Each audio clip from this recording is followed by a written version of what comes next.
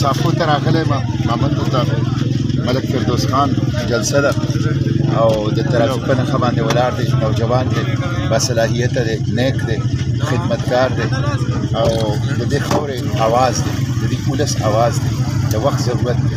او زه د مامندو غیرتمندو قومونو نه او د دې پښتني خاورې دا اپیل کوم او دې ته په جرګې راغلی یم چې فردوس خان سره، ملک فردوس خان سره، ملک محمد سعید خان صاحب سره هغوی سره مرسته وکړي.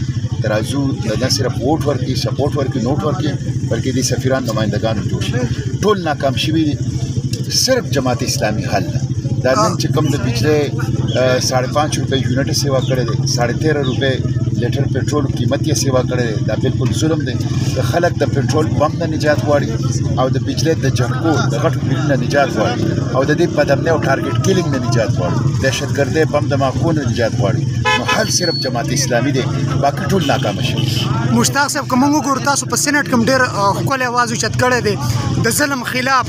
باجوړ کې چې کومه واقعه شوې هغې باره کې راستول غواړي؟ باجوړ کې چې کومه واقعه شوې ده هغه انتهایي اندوهناک ده، هغه بدترین قسمه دهشتګردي ده، هغه درندګي ده، سنګدلي ده او دا فیلیر، ټوټل فیلیر ده، مکمل ناکامي ده د صوبایي حکومت، د وفاقي حکومت، د سکیورټي ادارو، د انټیلیجنس ادارو. زه د ریاست نه تپوس کوم د کانسټیټیوشن د آرټیکل 9 مطابق لایف اینڈ لیبرټي پروټیکشن، د آزاد ژوند او د ازادۍ تحفظ دا د حکومت او ریاست ذمہ داری ده. دا 3000 ارب روپۍ چې سالانه علي عدالتونه، سکیورټي فورسز، پولیس، نو زما ځوانانو ته، زما بازارونو ته، زما جوماتونو ته، زما اجرو ته، زما خاورې ته ولې تحفظ نه ورکوي؟ دا تپوس هر پښتون کوي. دا تپوس به موږ کوو، موږ به د دې حساب الو، موږ به د دې جواب الو.